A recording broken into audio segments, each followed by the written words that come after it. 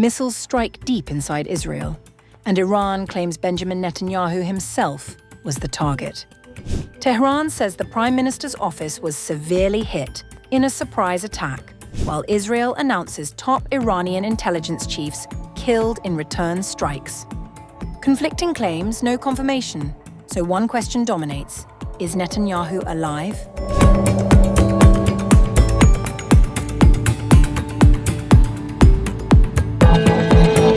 Tensions between Iran and Israel have escalated sharply this morning, with both sides reporting significant strikes in a rapidly developing situation.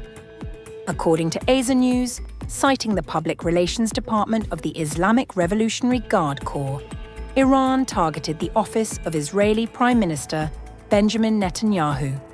The current status of Netanyahu remains unclear, and Iranian authorities have said further details of the operation will be released later. The Israeli government has not commented on the claim. The office of the criminal Prime Minister of the Israeli regime and the headquarters of the Israeli Air Force commander were attacked and severely hit by the Iranian armed forces in targeted and surprise attacks by Khyber missiles in the 10th wave. At the same time, Israel's military announced that 2 senior Iranian intelligence officials were killed during what it described as the first wave of attacks on Iran. In a statement issued on Monday, the Israeli army identified the individuals as Syed Yahya Hamidi and Jalalpur Hussein. The statement said Hamidi served as Deputy Minister of Intelligence for Israel Affairs and alleged that he led terrorist activities targeting Jews, Western actors, and regime opponents in Iran and abroad. It further claimed that Hussein headed the espionage division at Iran's Ministry of Intelligence. The Israeli military added that additional senior terrorists were eliminated in the strikes. The developments mark a significant intensification in hostilities, with both sides reporting high-profile targets. As of now, there has been no independent confirmation of the claims, and Israel has yet to issue an official response to Iran's reported strike on the Prime Minister's office. With further details expected from Tehran and silence from Jerusalem, the situation remains fluid and highly volatile as the confrontation between the 2 regional powers deepens.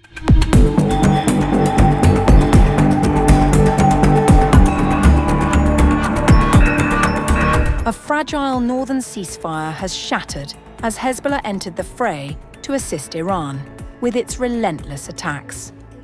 In the early hours of March 2nd, Hezbollah reportedly opened a new front, launching rockets and drones from Lebanon and drawing immediate Israeli airstrikes on Beirut, the most intense escalation since 2024.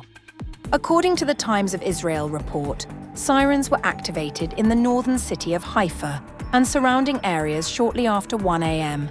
as rockets and drones were launched from Lebanon. One rocket was intercepted by air defenses, while at least 2 more were allowed to fall in open areas. Alerts warning of a drone attack also sounded in the Upper Galilee shortly after, with air defenses shooting down at least 2 suspected drones. At least 3 more rockets launched from Lebanon struck open areas in northern Israel at around 3 a.m. without setting off sirens.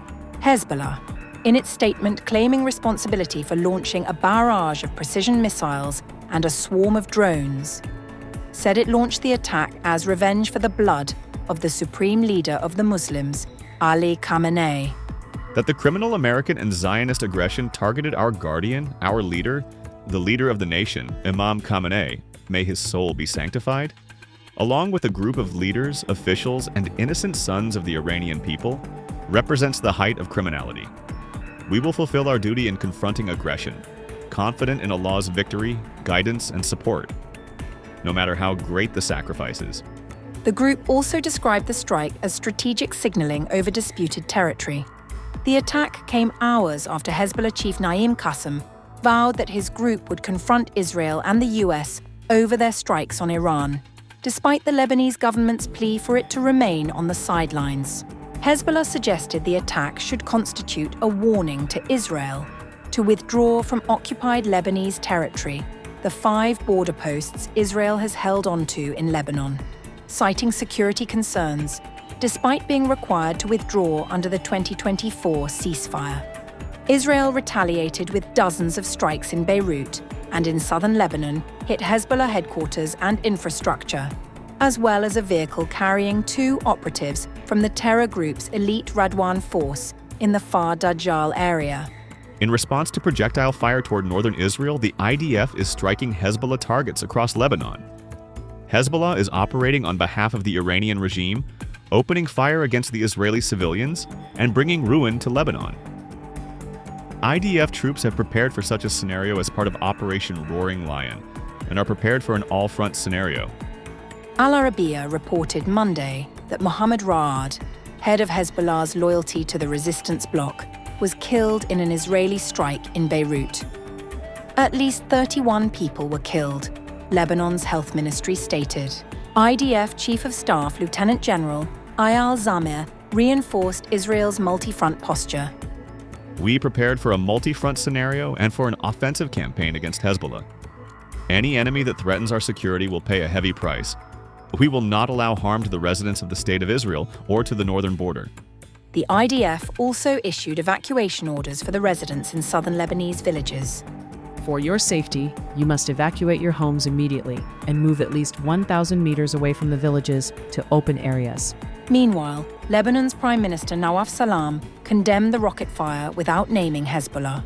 Regardless of who is behind it, the rocket fire from southern Lebanon is an irresponsible and suspicious act that endangers Lebanon's security and safety and gives Israel pretext to continue its attacks on it.